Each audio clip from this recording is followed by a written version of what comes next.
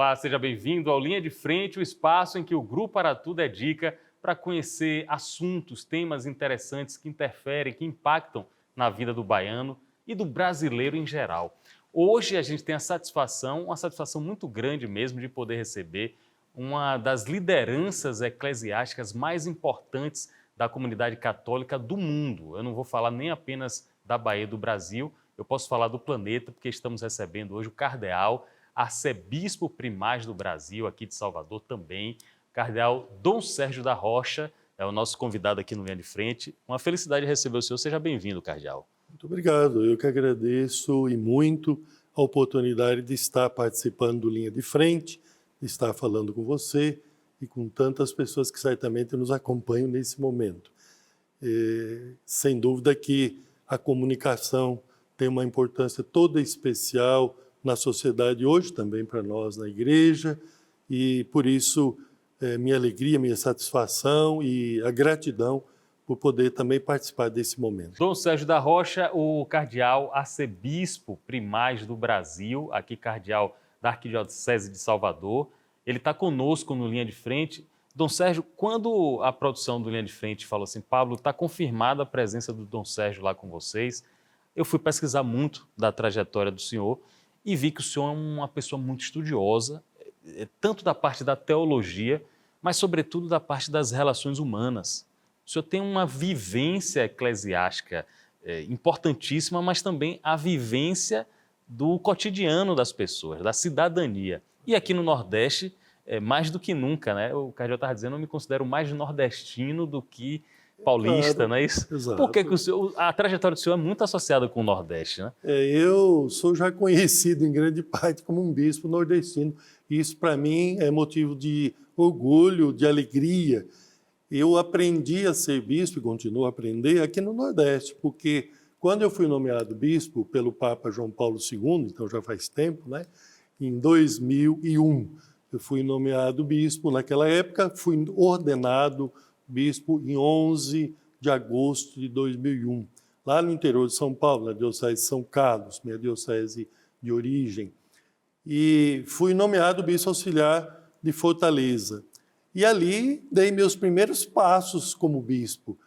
E digo que aprendi muito, não só com o clero, mas sobretudo com o povo querido do nosso Nordeste. Num primeiro momento, lá em Fortaleza, como bispo auxiliar, e conheci muito a Arquidiocese, o Ceará todo, pude estar ali em várias regiões do próprio estado. Depois fui transferido para Teresina, onde permaneci como arcebispo de Teresina por cerca de 5 anos, um pouco mais.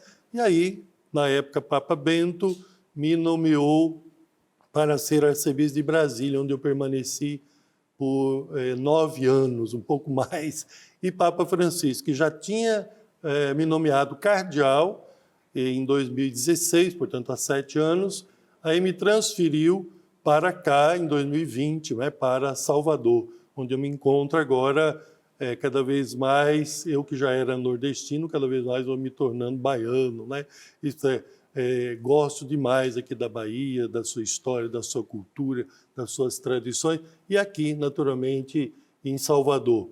Mas, nesse período todo, eu aprendi muito e continuo a aprender com o nosso povo do Nordeste. A começar lá de Fortaleza, há 22 anos atrás, onde eu iniciei, e até hoje. Como cardeal, eu continuo a ser um servidor da igreja, não é que cardeal está acima dos outros bispos, eu sou alguém que procura colaborar com o Papa, tem várias funções na Cúria Romana, mas são serviços, não é uma honraria a moda desse mundo. É, na verdade, um serviço, é um privilégio poder servir a igreja como cardeal. E tem um caráter também de missão, que a gente vai entender um pouco dessa missão do Dom Sérgio, de tudo que ele faz no Vaticano, que ele faz aqui também na capital baiana. Para a gente ter uma dimensão, Dom Sérgio, quando a gente ouve assim, desde criança, eu ouço, arcebispo primaz do Brasil, essa arquidiocese aqui de Salvador tem algo de peculiar, de especial, além do fato de ser a inicial da igreja aqui em nosso país. Por que tem tanta mística em torno dessa arquidiocese? Olha, para mim é uma honra, digo aqui de coração, estar servindo a igreja como arcebispo de São Salvador da Bahia, que é o nome oficial da própria arquidiocese, que vai além da cidade de Salvador. E também está na Bahia, participando da vida e da missão da igreja no querido estado da Bahia. Aqui nós temos, primeiramente, uma herança cultural que bem conhecemos, religiosa, artística, imensa. Nós, baianos, podemos dizer, precisamos ser os primeiros a valorizar a história, o patrimônio cultural, religioso, artístico que nós temos. E a religiosidade que marca a fé vivida aqui na Bahia. Eu tenho realizado o que nós chamamos de visita pastoral missionária, que significa, eu vou visitar durante vários dias as paróquias nas diferentes regiões da arquidiocese e ali permaneço, geralmente de quinta a domingo, realizando esta visita. E ali tenho contato com o nosso povo. E eu fico admirado cada vez mais. Primeiro, com esse jeito tão acolhedor, tão alegre do nosso povo. Essa é uma das características que todos compartilhamos. Mas, ao mesmo tempo, da fé. Uma fé que é herança, isso aí, ela vem sendo transmitida. O fato de ser igreja primacial, o que significa isso? A primeira diocese do Brasil. Então, Salvador é a primeira diocese do Brasil e ela é a mãe de todas as outras dioceses que estão no Brasil. É a primeira, né? E nós temos aí, sem dúvida, uma história muito bonita, longa, marcada por tanta beleza, por tanta fé, por tanta dedicação, por tanta doação e, ao mesmo tempo, por tanta acolhida. Nós temos aí, ao longo do tempo, e eu sou testemunha disso, porque tenho sido acolhido aqui de maneira muito fraterna. Eu digo que já nasci, de certo modo, ligado à Bahia, porque quando eu nasci no interior de São Paulo, a senhora que assistiu o parto se chamava Maria Baiana. Que interessante. Dona Maria Baiana. Já se pode deduzir que era uma senhora parteira que assistia ali. Eu nasci na zona rural e eu tive a graça de contar com essa senhora como sendo a que me ajudou a vir ao mundo. Então, minha mãezinha, que já está no céu, sempre dizia: olha, lembre-se que você tem uma dívida grande com a Bahia. Vai ser difícil pagar essa dívida, Que legal. porque é grande demais. Mas eu me alegro de coração. Digo isso não só aqui, nos diversos ambientes onde eu estou. Eu tenho sido alguém que sempre leva no coração o povo baiano com essa sua fé, com essa sua alegria, me sentindo cada vez mais também parte desta história. Eu sei que eu estou há muito pouco tempo, mas eu gosto muito de ler sobre a história daqui, sobre a cultura e de estar com as pessoas, de estar o mais possível no meio do povo. Eu tenho essas viagens à Cúria Romana, mas eu não vivo lá em Roma.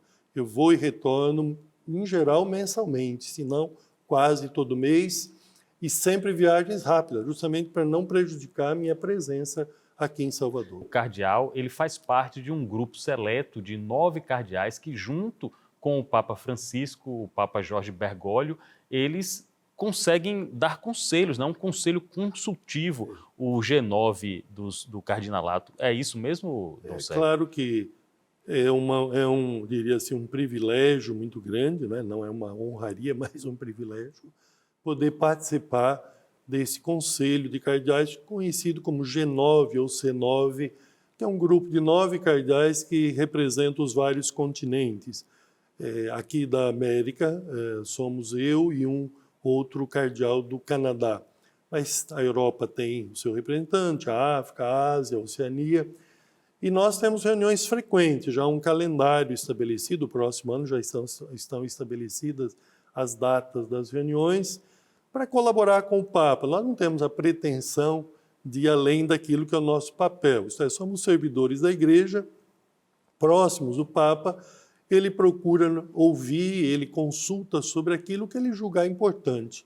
E tem muito assunto, porque se a Igreja aqui em Salvador ou na Bahia, ou a Igreja no Brasil, já tem muito assunto, muitas situações a serem refletidas e encaminhadas, podemos imaginar no mundo o que tem de situações. E o Papa está sempre muito atento ao que se passa na sociedade, ao que atinge a humanidade. Ele tem nos dado um exemplo de que nós devemos reconhecer nos outros irmãos a serem amados. Na humanidade, uma grande família que habita uma casa comum, que é o planeta. Então, todo o empenho do Papa nas questões de preservação também do meio ambiente. Isto é, o Papa está sempre muito preocupado com o que se passa no mundo, não só com aquilo que acontece no interior da igreja, mesmo, porque o que se passa no mundo se reflete na igreja e vice-versa. Mas é admirável o amor que o Papa tem, diria, pela humanidade, isso é a busca sincera da paz. O Papa tem se empenhado muito, bem sabemos, até pelas notícias, para que a paz aconteça no mundo.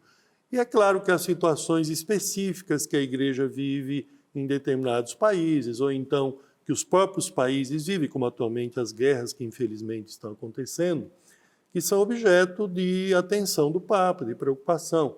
E nós, como Conselho de Cardeais, procuramos colaborar no que nós podemos para também ter os passos necessários para superar as dificuldades. Mas esse Conselho de Cardeais é, na verdade, um serviço que ele iniciou justamente nesse esforço de contar sempre mais com a participação de todos, né, de envolver mais gente. O Papa quis ouvir mais um grupo de cardeais. Nós, no mundo, precisa ter sempre pelo menos 120 cardeais no mundo. Por que 120? Por causa do chamado conclave, quando se reúnem os cardeais para eleger o novo Papa. E não pode ser menos, então sempre é um grupo de ao menos 120, um pouquinho mais geralmente. E destes o Papa chama então alguns, no momento ele mantém esse costume desse G9, para poder, não sei se a palavra correta é se aconselhar, ele é muito humilde, muito simples, sabemos disso. O Papa tem uma simplicidade muito grande no trato com as pessoas, com o povo, e eu tenho a graça de fazer parte. E aqui eu levo a Bahia também para lá, levo bom. O Brasil e a Bahia. Eu sempre, quando chego lá, digo alguma coisa a ele, né? Muita gente manda abraço ao Papa, manda oração, e eu chego e digo a ele, eu não deixo de dizer não. Que bom. O Dom Sérgio que está conversando conosco aqui, cardeal que faz parte do G9 ou C9, como ele falou, um grupo seleto que está ali em torno do Papa Francisco. Recentemente, o Papa deu um pronunciamento, uma bênção, que eu acho que foi mal entendido, assim, até com uma certa má vontade de alguns segmentos. O Papa fez uma demonstração de amor a várias comunidades, inclusive comunidades LGBT, minorias, e isso parece que repercutiu de uma maneira inadequada com algumas pessoas mais conservadoras do que deveriam. Qual a análise que o senhor fez desse momento? Bom, primeiramente, é importante a gente ter sempre uma posição de profundo respeito ao Papa e aqueles que trabalham com ele na Cúria Romana. Eu digo isso, primeiro, como católico, como bispo. Naturalmente, nós estamos sempre em comunhão, procuramos estar ao máximo em comunhão com o Papa, portanto, é importante essa atitude de respeito. Se alguém não consegue entender bem alguma coisa, procura conhecer melhor o que se passa, não se deixe levar por comentários que muitas vezes são feitos nas redes sociais, por exemplo, tem muita coisa, nem sempre os comentários correspondem, de fato, ao que o Papa diz ou a maneira como ele encaminhou. Muita gente tira do contexto, acaba interpretando de uma maneira que não é muito correta. Isso eu estou aqui falando de um modo geral, não é apenas dessa questão mais recente. De um modo geral, nós temos tido várias situações em que alguns se expressam de maneira inadequada, ao menos, né? Então, eu creio que não é só em relação ao Papa, nós vivemos um tempo em que, infelizmente, há muita agressividade, não é só fake news. Fake news, quando elas de fato são fake news, mais cedo ou mais tarde elas acabam aparecendo, apesar do estrago que fazem, né? Do sofrimento que podem trazer também. Mas há muita agressividade hoje. E nem o Papa, às vezes, é poupado de algumas manifestações. Então, nós queremos, naturalmente, primeiro, sempre valorizar, e aqueles que têm alguma dificuldade para compreender, procurar primeiro saber bem o que de fato foi dito, não se deixar levar por qualquer comentário que alguém faz. E, embora possam ser pessoas até bem intencionadas, mas, às vezes, a maneira de se expressar bastante equivocada, se não for algo respeitoso, né? Agora, a Igreja não tem mudado a sua doutrina sobre matrimônio. Já mais de uma vez o próprio Papa tem demonstrado que há um esforço para que a igreja seja cada vez mais acolhedora. Uma das imagens que o Papa utiliza é mãe misericordiosa, é casa de portas abertas, família acolhedora, para falar da igreja. Isto é, o Papa tem procurado estimular cada vez mais o respeito ao outro e, naturalmente, a igreja preserva aquilo que ela tem como doutrina sobre, por exemplo, matrimônio, família, sexualidade. A igreja tem mantido, de modo geral, esta doutrina, digo de modo geral, porque às vezes um ponto ou outro pode ser motivo de alguma reavaliação, de alguma mais do análise que particular. isso, a necessidade de algum aprofundamento, alguma reflexão. Então as pessoas podem não entender bem, mas as alterações têm sido de caráter pastoral. Isto é, na postura que a gente diz pastoral na maneira de atender as pessoas, de tratar as pessoas das mais diferentes situações. Na época que houve o sínodo sobre o matrimônio e a família, era a questão dos casais em situação especial, podemos chamar assim. Agora, outros aspectos que a igreja vai acrescentando. Quando se fala de bênção, o Papa não está aqui institucionalizando nenhuma bênção, não está ritualizando, está valorizando as pessoas, está procurando acolher a todos. Mas já ficou muito claro, até por tentativas de explicação, eu diria, porque nem sempre se consegue fazer isso de maneira completa, já ficou muito claro que a igreja não está alterando a sua doutrina, está procurando dar passos no campo pastoral, de acolhida, de respeito, esse que é. Agora, o que eu disse há pouco, se as pessoas têm dificuldade, procura primeiro se informar o melhor possível, procure ver, não se deixar levar por qualquer comentário e, de algum modo, a gente tem que sempre procurar expressar, sobretudo os católicos, o respeito àquilo que o próprio Papa ou que a própria Igreja em Roma apresenta. Muito bem. Dom Sérgio da Rocha está conosco aqui e tem uma máxima que a comunidade mundial costuma adotar, que é a respeito dos conclaves. O conclave se diz o seguinte, o senhor sabe muito bem, entram lá mais de 120 cardeais e um deles vai sair papa. Só Deus sabe quem vai sair papa. O senhor pode ser, eu estou torcendo para que o próximo conclave demore muito a acontecer, que o Papa Francisco tenha uma longeva carreira ainda. Mas quando acontecer, o senhor vai estar lá, entre os cardeais, os votantes, e pode ser votado também. Como é que funciona isso? Realmente tem favoritos ou não tem favorito? Qualquer um dos 130, dos 140 cardeais pode sair papa dali? Bem, pelos últimos papas que foram eleitos, se pode perceber que há sempre uma surpresa no conclave. Creio que desde o Papa Paulo VI, os outros foram surpresas muito grandes. O Papa João Paulo I, que era o cardeal patriarca de Veneza, naquele momento não era lá um papável, embora o nome dele já aparecesse. Depois, João Paulo II, Karol Wojtyła, que era arcebispo de Cracóvia, na Polônia, inteiramente nova a situação, porque há muito tempo que não se tinha um papa que não fosse italiano, mas também não se previa. Quando falaram o nome dele, ele apareceu lá na praça de São Pedro, todo mundo queria saber quem era, não é? Depois, nós tivemos o sucessor dele, que foi o Papa Bento, até certo ponto se previa, mas o Papa Bento já tinha uma idade que muita gente dizia, não vai ser ele, não vai ser o cardeal Ratzinger, porque o Papa João Paulo já tinha terminado seu pontificado, uma limitação muito grande de saúde pela idade avançada, então já se pensava, isso eram os comentários que corriam, que não seria. E aí vem ele. E por fim, Jorge Mário Bergoglio, cardeal arcebispo de Buenos Aires, que o nome dele, de um modo geral, não aparecia nesses que eram indicados. Então, para dizer que só Deus sabe, de fato, quem será eleito. Mas será pelo menos até agora, são as normas do próprio Vaticano, da própria Igreja, na verdade, da Santa Sé, um dos cardeais, dos 120, e Deus sabe quem é que será o que poderá atender. Tem que ser unanimidade, cardeal? Tem que ser maioria quanto a isso, só que o que ocorre? No momento, nós temos uma situação um pouco mais especial. Eu digo 2 elementos que vão tornar o próximo conclave inteiramente novo. Um primeiro, nós não sabemos bem a influência das redes sociais ou da internet. Naturalmente que lá não funciona a internet, os cardeais estariam Isento. inteiramente livres de qualquer interferência externa.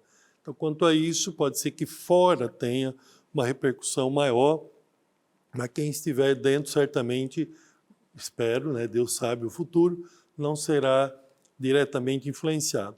E o segundo ponto, que é um valor do pontificado de Papa Francisco, é que ele ampliou o colégio de cardeais em termos de representação das nações. Continua o mesmo número de cardeais. Mas antes a maioria era ou italiano ou europeu. Hoje, na verdade, nós temos a representação de países que na geopolítica mundial não contam muito. Então o Papa fez questão de ampliar esta presença da Igreja no mundo inteiro no colégio de cardeais. E hoje também na Cúria Romana. Tem procurado valorizar, mas já havia isso no tempo de Papa João Paulo II, com muita expressão, mas o Papa Francisco, sem dúvida que ampliou, reforçou esta chamada universalidade da Cúria Romana e o Papa Francisco do Colégio de Cardeais. Nós hoje temos representação de países que muita gente nunca nem ouviu falar. Antes eram as chamadas sedes cardinalícias. O que eram as sedes? Aquelas cidades, aquelas arquidioceses que tradicionalmente tinham cardeais. Hoje, na Itália, nós não temos essa representação das sedes, nem aqui no Brasil, podemos dizer. Eu já vim para cá como cardeal. Não sei futuramente, depois, como é que vai ser. Pode ser que futuramente quem me suceder será também um cardeal, mas não há mais esse critério. Então, o próximo conclave, primeiro, estou de pleno acordo. Esperamos que o Papa Francisco possa continuar e por muito tempo o seu pontificado. Claro que aí tem as limitações da idade, mas tem tido um ânimo extraordinário, é um homem de uma fé extraordinária, por isso que vai em frente, e de um amor à igreja, um amor à humanidade também que encanta, né? A sua simplicidade, o seu jeito muito fraterno de tratar a todos, muito alegre, espontâneo, né? Tudo isso é um valor imenso que nós queremos continuar a ter. Sem dúvida que cada Papa deixa suas marcas, sua herança positiva na igreja, e assim como os anteriores, ele já tem marcado e vai continuar certamente a marcar a vida da igreja e da humanidade, porque questões como essas do campo social, da paz, da justiça, da ecologia, estão sempre no coração do Papa e, de algum modo, no coração da igreja. Se não acontece no futebol, na religião, eu especialmente, torcemos muito por um argentino. Tomara que o argentino nos leve para bons lugares onde a gente gosta, onde a gente merece. Estou aqui com o Dom Sérgio da Rocha e eu conversando com uma pessoa com um conhecimento tão vasto, um especialista em teologia, não posso deixar de falar de uma figura que, para mim, talvez seja a figura mais especial da história da humanidade, e eu não estou nem falando em religião. A dimensão histórica de Jesus, que ultrapassa qualquer barreira do próprio cristianismo, dos católicos, dos protestantes, que invade outras searas. É a figura de Jesus, o Jesus histórico, que influencia talvez os 7 bilhões, indireto ou indiretamente, os 7 bilhões de habitantes do planeta. Jesus é uma figura inesgotável. Né? Por mais que se queira conhecer e viver, mas seguir, tem sempre muito ainda para ser conhecido e naturalmente que admirado, acolhido. Nós precisamos resgatar sempre mais essa figura humana de Jesus a partir da Bíblia, a partir dos evangelhos. Eu sei que há outras tentativas, há estudos, a própria teologia naturalmente que nos ajuda muito nisso. Mas se alguém quer conhecer o rosto humano de Deus, tem que olhar para Jesus. Nós aprendemos com Jesus a valorizar a pessoa humana, mas temos muito a aprender com os seus gestos, com os seus ensinamentos, com a sua vida. Então, é admirável você se referir à pessoa de Jesus, não só de um modo geral, ou Cristo glorioso, né? Mas esse Jesus de Nazaré, que ali viveu as alegrias e as dores do seu povo, né? Que ensinou, que deu testemunho, que anunciou o reino através de gestos concretos. Então é preciso no mundo de hoje redescobrir, revalorizar o que há de mais antigo, porque nós estamos vivendo num mundo de novidadismo. Que eu não digo de mais antigo, mas o que permanece novo, que é Jesus de Nazaré, que é o seu ensinamento, que é a sua vida, o seu testemunho. As pessoas se comovem quando veem filmes, gravações, cenas que têm a recordação de passagem da vida de Cristo. É verdade. Mas eu creio que hoje é preciso resgatar o rosto humano de Cristo a partir da própria Escritura, a partir do próprio Evangelho. Então ali você tem situações das mais diversas, mas sobressaem situações em que Jesus está no meio de quem mais sofre, sejam os mais pobres, sejam pessoas doentes, sejam gente que era excluída da vida social daquele tempo por uma compreensão equivocada da antiga lei. Tinha gente que era excluída até por grupos religiosos, como os fariseus, que excluíam do amor de Deus, da salvação. E Jesus se aproxima de todas as pessoas. E aproxima para trazer vida nova, para valorizar, mas para trazer vida nova. É claro que, sob o ponto de vista teológico, nós olhamos para a redenção que Jesus realiza, mas eu falo aqui de gestos concretos, de atitudes de Jesus que precisam ser mais valorizadas no mundo de hoje. Muita gente não conhece Jesus a partir do que a própria Bíblia diz dele, que os evangelhos dizem dele. Conhece a partir do que ouviram falar ou do pouco que ouviram falar. Então, hoje, é preciso que as pessoas não só conheçam de longe, mas façam a experiência de viver os valores, as atitudes que Jesus viveu. Queremos que cada vez mais os jovens, sobretudo, que nem sempre tiveram um anúncio de Jesus na sua vida, do Evangelho, mas também as pessoas adultas, pessoas que são dedicadas ao campo dos estudos, né, das ciências, que possam, de fato, conhecer Jesus, não só de ouvir dizer, conhecer a partir da sua figura traçada nos Evangelhos e fazer a experiência, isto é, se aquilo que Jesus ensina ser colocado em prática hoje, pessoalmente, mas também em comunidade. E aqui que é muito importante, Jesus formou um grupo de discípulos. Então, a fé em Cristo deveria ser vivida em comunidade. Não é só aqueles primeiros discípulos, hoje também. Então, é fundamental viver a fé em Cristo em comunidade. Se alguém não tem a experiência de família que gostaria de ter, que a comunidade eclesial seja a sua família, que de fato quer ser. O próprio Papa insiste muito nisso, mas Jesus, ao ensinar a rezar o Pai Nosso, ele, sem dúvida, que pressupõe que quem está dizendo Pai Nosso admita que seja família, né? Nós hoje não podemos entender que um grupo ou que alguém diga Pai Nosso e que exclua os outros, dizer este é meu irmão e esse não é. Não, pode haver diferentes graus de amizade, sem dúvida, ou de relacionamento, mas nada numa linha de exclusão das pessoas, do próprio convívio, do próprio amor fraterno, do respeito devido. Então, essa mensagem é extremamente atual. Quer dizer, agora, a fé em Cristo é fundamental. Crer em Jesus, confiar e esperar. Mas se alguém não é capaz do gesto da fé, ao menos são muitos os que admiram e procuram acolher a mensagem de Jesus, porque ela não é uma mensagem que se reduza àqueles que creem nele, mas a todas as pessoas de boa vontade, que de coração queiram bem, a verdade, a justiça, o amor, a paz, procuram vivenciar o Evangelho e, com certeza, até ter oportunidade para crescer na fé em Cristo, como ocorreu agora no período de Natal. O Natal, apesar de todas as transformações ocorridas na sociedade, o Natal ainda é um momento de encontro, de reencontro, de proximidade fraterna. Muita gente não se encontraria a não ser pelo Natal. Então, Jesus continua a promover, a favorecer o encontro, o reencontro, a reconciliação, a paz.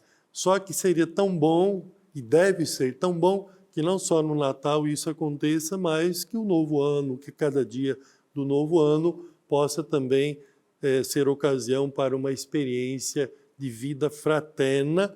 Aqueles que contemplam Jesus na manjedoura de Belém, aqueles que acolhem Jesus, também possam acolher com amor fraterno, com amizade, os irmãos. E, quando necessário, o perdão, a reconciliação como caminho de paz, né, que é muito necessário no mundo de hoje. E é muito importante, é muito surpreendente também ver como uma boa nova de 2000 anos atrás continua totalmente atual para quem quer adotar, como o Dom Sérgio acabou de falar aqui, para quem quer adotar as práticas na sua própria vida.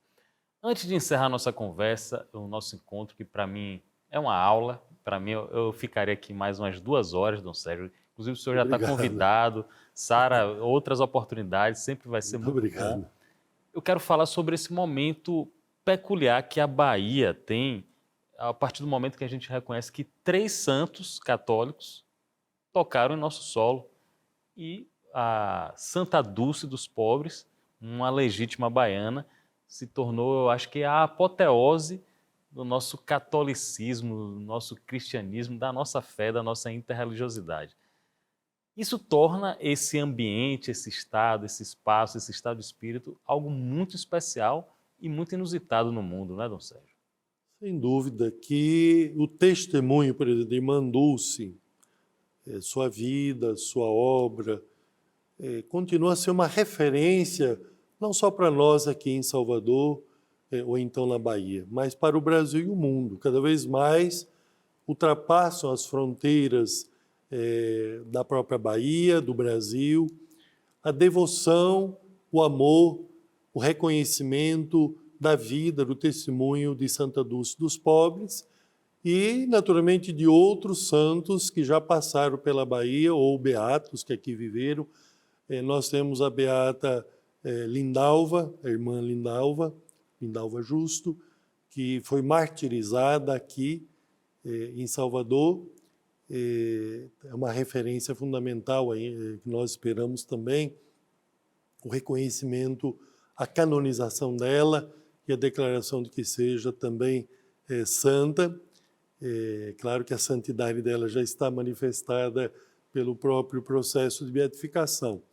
Nós tivemos, por exemplo, José de Anchieta, que viveu tempo aqui, nem sempre se lembra disso. José de Anchieta, que é santo hoje, São José de Anchieta, não é só um personagem da história do Brasil. Ele foi ordenado padre na catedral daqui de Salvador, na antiga capela dos jesuítas. Ali ele foi ordenado sacerdote e aqui viveu por um tempo. Então, nós temos a graça de contar com santos que passaram por aqui, Santa Teresa de Calcutá, São João Paulo II, mas de santos que viveram aqui parte da sua vida, ou então como Santa Dulce dos Pobres, viveu aqui a sua vida e marcou muito. E o seu lema era amar e servir. Amar e servir a todos, especialmente a quem mais sofre. E hoje nós estamos precisando de gente disposta a amar e servir. E a Bahia oferece esse testemunho de uma mulher baiana que viveu santamente e a igreja reconheceu a sua santidade e ela continua a produzir frutos, né? O seu testemunho, a sua santidade continuam a produzir muitos frutos, não só na vida da igreja, mas na sociedade, beneficiada pelas obras sociais Irmã Dulce, que necessitam sempre de reconhecimento, apoio. Nós agradecemos muito esse dom precioso que herdamos de Santa Dulce dos Pobres. Mas nós temos aí que continuar a missão desses santos, né? De Santa Dulce. Precisamos hoje de outras dulces que continuem a fazer o que ela fez. Então, há uma missão tão grande a ser continuada, isto é, a missão de Santa Dulce deve continuar hoje contando com os braços, com o coração, com a vida de tanta gente, diria que não só mulheres, homens também, que, inspirados no exemplo dela, continuam a fazer o que ela fez, ou procuramos, né, fazer o que ela fez, que é amar e servir a todos, especialmente aos pobres, aos enfermos, aos que não são amados, valorizados nesse mundo. Então, a Bahia já tem oferecido muito na sua história, sua cultura, religiosidade, mas, sem dúvida, que um dos dons da Bahia para a Igreja e para o mundo é Santa Dulce dos Pobres. Dom Sérgio da Rocha, cardeal arcebispo de São Salvador da Bahia, primaz do Brasil, nosso convidado aqui do Linha de Frente, uma satisfação conversar com o senhor. Eu queria que o senhor mandasse uma mensagem para a grande comunidade de católicos que o senhor lidera, não só aqui na Bahia, no Brasil como um todo, para começar um ano 2024 bem legal. Eu desejo que esse novo ano seja mesmo uma oportunidade para nós crescermos na fraternidade e na paz. O mundo de hoje precisa de gente disposta a caminhar como irmãos. O Papa Francisco escreveu uma encíclica, isso é uma carta muito especial, chamada Todos Irmãos, né? Fratelli Tutti. Convidando todos a fazer essa experiência de caminhar juntos como irmãos, acolher, reconhecer no outro um irmão a ser amado, sobretudo no próximo mais sofredor.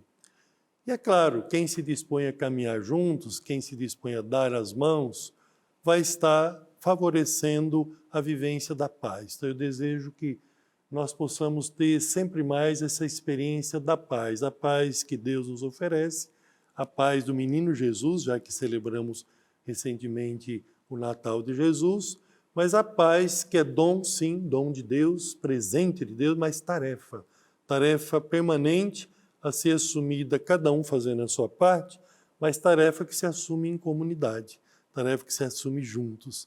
Então eu desejo muito que todos tenham a alegria de caminhar como irmãos na paz, num mundo marcado por tantas situações de agressividade e violência, que nós possamos ser gente que caminha promovendo, favorecendo, construindo a paz.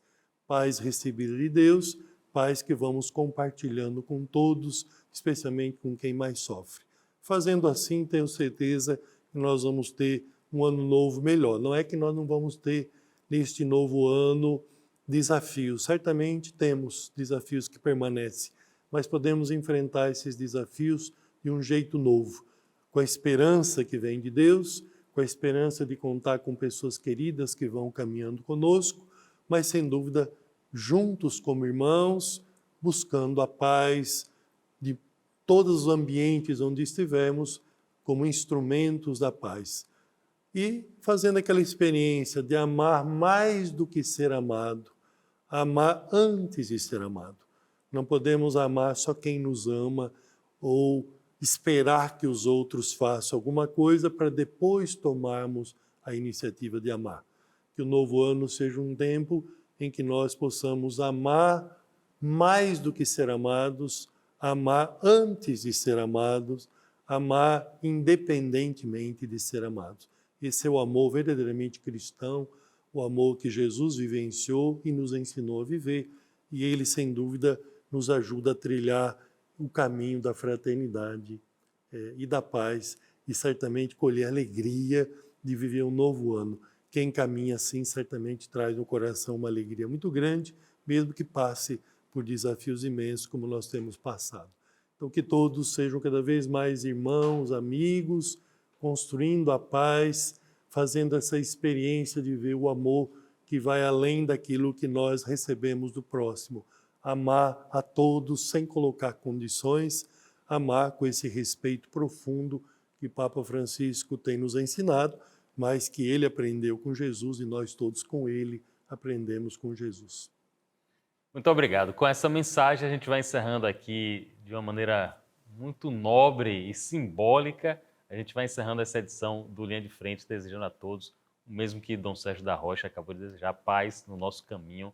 Eu acredito que representa muito bem os ensinamentos de Jesus Cristo. Sem dúvida. Obrigado, senhor, e até o próximo encontro. Eu que agradeço de coração a você, Pablo, a TV Aratu e a tantos irmãos e irmãs que certamente estão unidos a nós nesse momento. Deus abençoe a todos, que tenham todos a graça de um ano novo feliz, nós que já iniciamos o novo ano, certamente contando com o amor de Deus, que possamos ter um ano novo feliz, porque abençoados por Deus, porque vivendo esse novo ano no amor ao próximo.